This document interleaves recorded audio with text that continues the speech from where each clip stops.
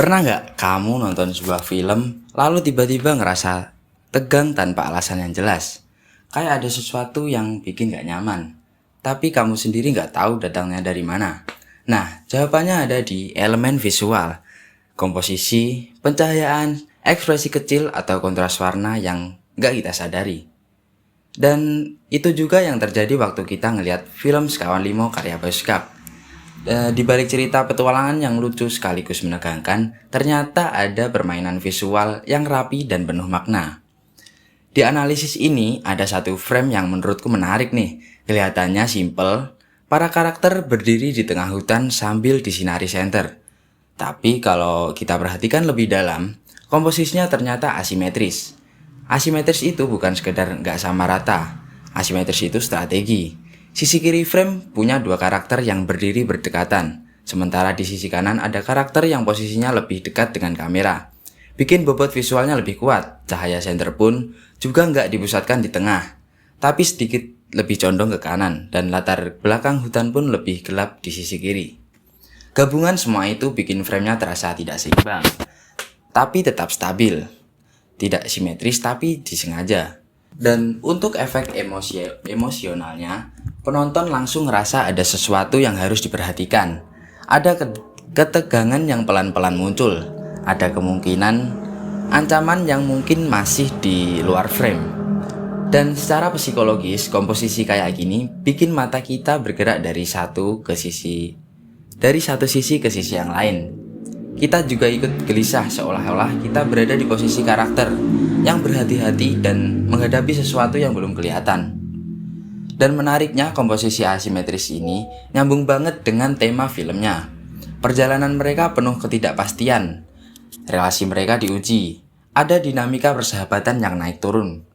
Keseimbangan visual yang gak rapi ini jadi metafora perjalanan mereka yang sedang kacau. Lanjut ke bagian kedua. Adegan makan. Adegan sederhana ini tapi sebenarnya adalah titik penting di dalam cerita. Bayangin suasananya. Meja makan kayu, botol minum warna-warni, pencahayaan alam yang lembut, semuanya kelihatan ramah dan hangat.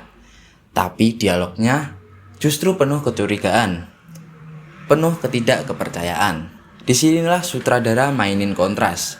Dari wide shot, mereka kelihatan kompak, duduk melingkar, tapi ketika kamera bergerak ke medium dan close up, semua kehangatan itu hilang. Kita diperlihatkan ekspresi-ekspresi yang jauh dari kata kebersamaan. Ada yang nyimpen rasa bersalah, ada yang mulai panik, ada yang nyinyir dan curiga, ada yang masih bingung dan gak ngerti apa yang terjadi. Kontras antara suasana hangat dan emosi yang pecah ini bikin adegannya kerasa ironis, bahkan sedikit absurd. Botol minum warna pastel yang ceria malah jadi lucu karena suasananya yang lagi tegang. Warna cerah tapi hati mereka gelap. Dan tanpa musik dramatis pun, ketegangan itu tetap kerasa, justru karena visualnya bertentangan dengan emosinya. Penonton jadi makin gak nyaman, tapi juga gak bisa berhenti lihat. Kontras ini bukan sekedar estetika, ini cara sutradara menunjukin retaknya hubungan mereka dari luar. Mereka masih duduk bareng, tapi dari dekat mereka udah mulai pecah.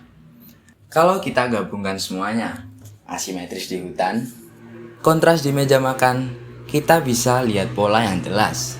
Sekawan Limo gak cuma cerita soal petualangan, ini cerita tentang perasaan manusia ketika berada di dalam tekanan dan emosi yang meletup pelan-pelan.